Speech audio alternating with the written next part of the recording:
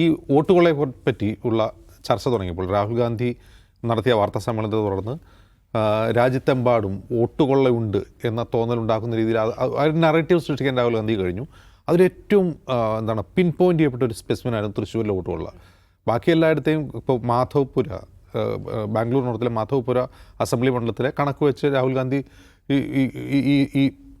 ഈ ചിത്രം വ്യക്തമാക്കിയെങ്കിലും അതിൽ മാധ്യമങ്ങൾ കുറേ കൂടി പണിയെടുത്ത്, പ്രത്യേകിച്ച് നമ്മൾ ഉൾപ്പെടെയുള്ളവർ പണിയെടുത്ത് അതിൽ സ്ഥാനാർത്ഥിയുടെ കുടുംബാംഗങ്ങൾ തന്നെ അവിടെ വോട്ടർമാരായി മാറിയത് എങ്ങനെ, വോട്ട് കഴിഞ്ഞപ്പോൾ അവരവിടെ നിന്ന് മാറിപ്പോയത് എങ്ങനെയാണ് സ്ഥാനാർത്ഥിയുടെ കുടുംബത്തിലുള്ളവർക്ക് അവിടെ ഇരട്ട വോട്ട് വന്നു തുടങ്ങി നിരവധി സുരേഷ് ഗോപിയുമായി ബന്ധപ്പെട്ടും BJP നേതാക്കളുമായി ബന്ധപ്പെട്ടും ഇരട്ട വോട്ടിൻ്റെ ഒരു മലവെള്ളപ്പാച്ചിൽ തന്നെ വാർത്തകളായിട്ട് ഇപ്പോൾ സമൂഹത്തിന് മുമ്പിലുണ്ട്.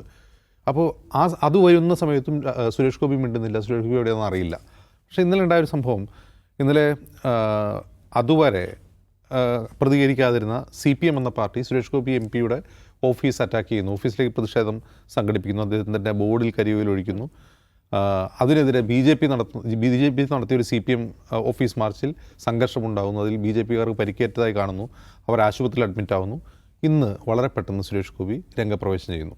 അപ്പോൾ രംഗപ്രവേശനം ചെയ്യുമ്പോൾ ഞാൻ വിചാരിച്ചത്, ഇപ്പോൾ നമ്മൾ രാവിലെ അത് കാണുമ്പോൾ ഞാൻ വിചാരിച്ചത് സ്വാഭാവികമായിട്ടും അദ്ദേഹം എന്തെങ്കിലും പറയും എന്നുള്ളതാണ്. പക്ഷേ അദ്ദേഹം ഒന്നും മിണ്ടാൻ തയ്യാറില്ല. ഒന്നും മിണ്ടാത്തതിന് കാരണം അദ്ദേഹത്തോട് പിൻ പോയിൻ്റ് ചെയ്ത് ചില ചോദ്യങ്ങൾ ചോദിക്കും. അത് അദ്ദേഹത്തിൻ്റെ കുടുംബവുമായി ബന്ധപ്പെട്ട ചോദ്യങ്ങളാണ്. ഒന്ന്, അദ്ദേഹത്തിൻ്റെ കുടുംബത്തിൽ 11 വോട്ട് തൃശ്ശൂരിലുണ്ടായിരുന്നു. അവർക്ക് പലർക്കും കൊല്ലത്തും തിരുവനന്തപുരത്തായിട്ട് വോട്ടുണ്ടായിരുന്നു. അദ്ദേഹത്തിൻ്റെ ഡ്രൈവർക്ക് തിരുവനന്തപുരത്ത് വോട്ടുണ്ട്, തൃശ്ശൂരിൽ വോട്ടുണ്ട്. അപ്പോൾ ഇങ്ങനെ ഇരട്ട വോട്ടിനെ സംബന്ധിച്ച് അദ്ദേഹത്തോട് ചോദിച്ചാൽ അദ്ദേഹത്തിന് അത് മറുപടി പറയാനുള്ള സാമർഥ്യം അദ്ദേഹത്തിനില്ലായിരുന്നു. അദ്ദേഹം അതിൽ നിന്ന് ഒഴിഞ്ഞു മാറാൻ വേണ്ടിയായിരിക്കും മിണ്ടാതിരുന്നത്. പക്ഷേ ഇന്ന് മുൻ BJP സംസ്ഥാന അധ്യക്ഷൻ K. സുരേന്ദ്രൻ മാധ്യമങ്ങളോട് സംസാരിച്ചു. അദ്ദേഹത്തിൻ്റെ സംസാര രീതി BJP എന്ന പാർട്ടി ഇന്ത്യയിൽ തന്നെ എങ്ങനെയാണോ ഇത്തരം അലിഗേഷൻസിനെ നേരിടുന്നതിനുള്ള ഒരു ഉത്തമ ഉദാഹരണമായിരുന്നു. അദ്ദേഹം പറയുന്നത് എന്താണ്, ഞങ്ങൾ 10,60,000 കള്ള വോട്ട് ചെയ്തു എന്നാണ്, ചേർത്തു എന്നാണ് UDF LDF പറയുന്നതെങ്കിൽ നിങ്ങൾക്ക് പോയി തൂങ്ങിച്ചത്തൂടെ, നിങ്ങൾക്കിത് പരിശോധിച്ചുകൂടെ എന്നാണ്. അതായത് അതിനെ വളരെ ട്രിവിയലൈസ് ചെയ്യുകയോ അല്ലെങ്കിൽ ലഘൂകരിക്കുകയോ ചെയ്യുകയാണ് ചെയ്യുന്നത്. യഥാർത്ഥത്തിലുള്ള പ്രശ്നം എന്താണ്, തൃശ്ശൂരിലെ ഈ കള്ളവോട്ട് ആരോപണം അല്ലെങ്കിൽ വോട്ട് മോഷണ ആരോപണം വളരെ പ്രസക്തമാവുന്നത് എന്തുകൊണ്ടെന്ന് വെച്ചാൽ, ഇത് ഏതെങ്കിലും വോട്ട് ഇരട്ടിപ്പോ അല്ലെങ്കിൽ വോട്ടർ പട്ടികയിലെ മിസ്റ്റേക്കോ അല്ലെങ്കിൽ രാഷ്ട്രീയ പാർട്ടികളുടെ ബൂത്ത് ഏജൻറ്റുമാരുടെ ശ്രദ്ധയിൽപ്പെടാതെ പോയതോ BLOമാർക്ക് പറ്റിയ പിഴവൊന്നും അല്ല. വളരെ ഓർക്കസ്ട്രേറ്റഡ് ആയിട്ടുള്ള ഒരു ഗ്രാൻഡ് പ്ലാനാണ് തൃശ്ശൂരിൽ നടപ്പാക്കിയെന്നുള്ളതിൻ്റെ സൂചനകളാണ് മാധ്യമങ്ങൾ പുറത്തുവിട്ടത്. ഇത് കേവലം ഏതെങ്കിലും പിഴവുകൾ സംഭവിക്കുന്ന, ഇപ്പോൾ സുരേഷ് ഗോപിക്ക് വോട്ട് ചെയ്യാൻ വേണ്ടി നിലവിലുള്ള വോട്ട് അവിടെ നിലനിർത്തിക്കൊണ്ട് അവിടെ പോയി വോട്ട് ചെയ്ത ഏതെങ്കിലും സഹൃദയൻ്റെയോ അല്ലെങ്കിൽ സുരേഷ് ഗോപി ആരാധകൻ്റെയോ അല്ലെങ്കിൽ ഒരു BJP പ്രവർത്തകൻ്റെയോ വ്യക്തിപരമായ പ്രശ്നമല്ല ഇത്. 1,45,000 വോട്ടുകൾ വർദ്ധിച്ച തൃശ്ശൂരിൽ അതിൽ 50,000-ഓളം വോട്ടുകൾ മറ്റ് മണ്ഡലങ്ങളിൽ നിന്ന് തൃശ്ശൂരിലെ പല ഫ്ലാറ്റുകളിലെയും ഒഴിഞ്ഞിടക്കുന്ന ഫ്ലാറ്റുകളിലെയും നിലവിലുള്ള ഫ്ലാറ്റുകളിലെയും ഫ്ലാറ്റ് ഉടമകളുടെ പോലും അനുമതിയില്ലാതെ കൃത്രിമ രേഖകൾ ഉണ്ടാക്കി വോട്ട് ചേർത്തതാണെന്നുള്ള ഞെട്ടിക്കുന്ന ഷോക്കിംഗ് ആയിട്ടുള്ള റെവലേഷനാണ് കഴിഞ്ഞ 2-3 ദിവസമായിട്ട് മാധ്യമങ്ങൾ ചെയ്തുകൊണ്ടിരിക്കുന്നത്. അപ്പോൾ അതിനെന്ത് ചെയ്യുകയാണ്, നിങ്ങൾ എന്ത് നോക്കിയിരിക്കുകയായിരുന്നു എന്നാണ് ചോദിക്കുന്നത്. എന്ത് നോക്കിയിരിക്കുകയായിരുന്നു അല്ല, അതിന് LDF സ്ഥാനാർത്ഥി V.S. സുനിൽകുമാർ കൃത്യമായ മറുപടി 2 ദിവസം മുമ്പ് പറഞ്ഞു കഴിഞ്ഞു. ഞങ്ങൾ കൃത്യമായി പരാതി കൊടുത്തതാണ്. അന്നത്തെ ജില്ലാ കളക്ടർ അത് ഗൗനിച്ചില്ല. ആ ജില്ലാ കളക്ടർ ഇപ്പോൾ കേന്ദ്ര സർവീസിൽ ഡെപ്യൂട്ടേഷനിൽ പോയിരിക്കുകയാണ്. വളരെ കൃത്യമായ ആരോപണം V.S. സുനിൽകുമാർ ഉന്നയിച്ചിട്ടുണ്ട്. അപ്പോൾ അത്തരം മറുപടികളൊന്നും പറയാതെ ശരിക്കും കേരള BJP ഇരുട്ടിൽ തപ്പുകയാണ്. കേരള BJP ഇപ്പോഴത്തെ സംസ്ഥാന അധ്യക്ഷനാണെങ്കിൽ അത് വിശദീകരിക്കാൻ പോലും കഴിയുന്നില്ല. നിങ്ങൾ പോയി ഇലക്ഷൻ കമ്മീഷന് പരാതി കൊടുക്കുക എന്നൊക്കെയാണ് രാജീവ് ചന്ദ്രശേഖരൻ രാവിലെ പറയുന്നത്. ഇലക്ഷൻ കമ്മീഷനെതിരെയാണ് ആരോപണം. ഇലക്ഷൻ കമ്മീഷനാണ് ഇതിൽ പ്രതികൂട്ടിലുള്ളത്, അവരോടാണ് ചോദ്യങ്ങളുള്ളത്. ആ ചോദ്യം ചോദിക്കപ്പെടുന്ന കുറ്റാരോപിതനായ കമ്മീഷനോട് നമ്മളെങ്ങനെയാണ് പരാതി കൊടുക്കുക? അപ്പോൾ അതുപോലും കൃത്യമായി വിശദീകരിക്കാൻ സംസ്ഥാന നേതൃത്വത്തിനാവുന്നില്ല. K. സുരേന്ദ്രൻ അദ്ദേഹത്തിൻ്റെ സ്വാഭാവികമായ ശൈലിയിൽ വെല്ലുവിളിക്കുകയാണ്. അദ്ദേഹം മുമ്പും അങ്ങനെ തന്നെയാണ്. അദ്ദേഹത്തിനെതിരെ ഏതെങ്കിലും വർഗീയ പരാമർശം ഉണ്ടാകുമ്പോഴോ അല്ലെങ്കിൽ എന്തെങ്കിലും കേസൊക്കെ വരുമ്പോൾ, ഇപ്പോൾ ശബരിമല പ്രക്ഷോഭകാലത്ത് അദ്ദേഹത്തിന് സ്ഥിരം വെല്ലുവിളിയായിരുന്നു, ധൈര്യം ഉണ്ടെങ്കിൽ കേസെടുക്കുക.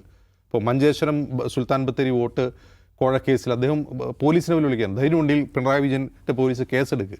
അപ്പോൾ അങ്ങനെ വെല്ലുവിളിക്കുന്നതിൻ്റെ കാര്യം എന്താണെന്ന് വെച്ചാൽ അതിന് കൃത്യമായി അദ്ദേഹത്തിന് കേന്ദ്ര ബാക്കപ്പ് ഉണ്ട് എന്നുള്ളതുകൊണ്ടാണ്. ഇപ്പോൾ തൃശ്ശൂർ വോട്ടർ പട്ടികയിൽ എത്ര എക്സ്പോഷർ ഇനി ഉണ്ടായാലും, എത്ര കാര്യങ്ങൾ റിവീൽ ചെയ്യപ്പെട്ടാലും തങ്ങൾക്കൊന്നും സംഭവിക്കുന്നില്ല എന്നുള്ള ആത്മവിശ്വാസമാണ് വെല്ലുവിളിക്ക് മുമ്പിൽ. പരിഹാസത്തിന് മുന്നിൽ അതുതന്നെയാണ്, ഒന്നും സംഭവിക്കാൻ പോകുന്നില്ല.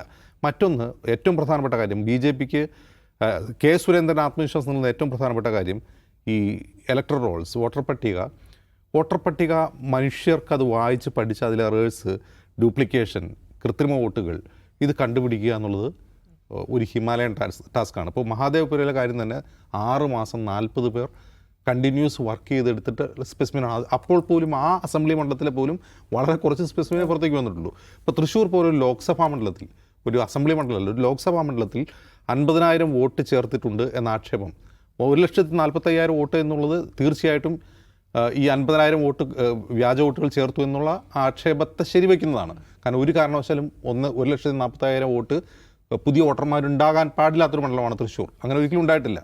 അപ്പോൾ അത് കണ്ടെത്തുക, അതിൻ്റെ തെളിവ് കണ്ടെത്തുക എന്നുള്ളത് ഒരു ഹിമാലയൻ ടാസ്ക്കാണ്. ഏതെങ്കിലും ഒരു അസംബ്ലി മണ്ഡലം, ഒരു ലോക്സഭാ മണ്ഡലം മുഴുവനാണ് ഒന്ന്. രണ്ടാമത്തെ കാര്യം, ഈ നിലവിലുള്ള ഇലക്ട്രൽ റോളിൽ നിന്ന് ഇലക്ട്രൽ റോളിൻ്റെ പൂർണ്ണ രൂപം ആരുടെ കൈവശമുണ്ടോ എന്നറിയില്ല.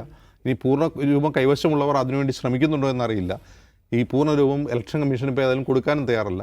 നിലവിലുള്ള പട്ടിക വെച്ചിട്ടാണ് ഇപ്പോൾ എന്ന വിവരങ്ങളാണ് പുറത്തു വരുന്നത്. ഇനി ഉള്ള പട്ടികയിൽ തന്നെ അത് മെഷീൻ റീഡബിൾ അല്ല. നമുക്കത് PDF ആക്കിയാലും നമുക്ക് ഏതെങ്കിലും സോഫ്റ്റ്വെയർ ഉപയോഗിച്ച് അത് സോർട്ട് ഔട്ട് ചെയ്യാൻ കഴിയുന്നില്ല. ഇങ്ങനെയുള്ള ഒരുപാട് പ്രശ്നങ്ങളുണ്ട്. അപ്പോൾ ഇവിടെ ഒന്നാം പ്രതി എന്ന് പറയുന്നത് തന്നെ ഇലക്ഷൻ കമ്മീഷനാണ്. അപ്പോൾ ഇലക്ഷൻ കമ്മീഷന് എതിരായിട്ടുള്ള ഒരു രാഷ്ട്രീയ പ്രക്ഷോഭമാണ് ഇപ്പോൾ നമ്മൾ രാജ്യതലസ്ഥാനത്തും രാജ്യം മുഴുവൻ കണ്ടുകൊണ്ടിരിക്കുന്നത്, സോഷ്യൽ മീഡിയ എമ്പാടും കണ്ടുകൊണ്ടിരിക്കുന്നത്. അപ്പോൾ ഇലക്ഷൻ കമ്മീഷന് മറുപടി പറയുന്നതിന് പകരം എന്തിനാണ് BJP വന്നിട്ട് മറുപടി പറയുന്നത്? ഇപ്പോൾ ഇന്ന് കാണുന്നത് വേറൊരു രസകരമായ കാര്യം, കേന്ദ്രമന്ത്രി അനുരാഗ് ഠാക്കൂർ ഒരു വീഡിയോ വിട്ടിച്ചേക്കാണ്. വയനാട് മണ്ഡലത്തിൽ ഒരു വീട്ടിൽ 56 വോട്ടുണ്ട്. അതിനകത്ത് തെളിവൊന്നും പറയുന്നില്ല.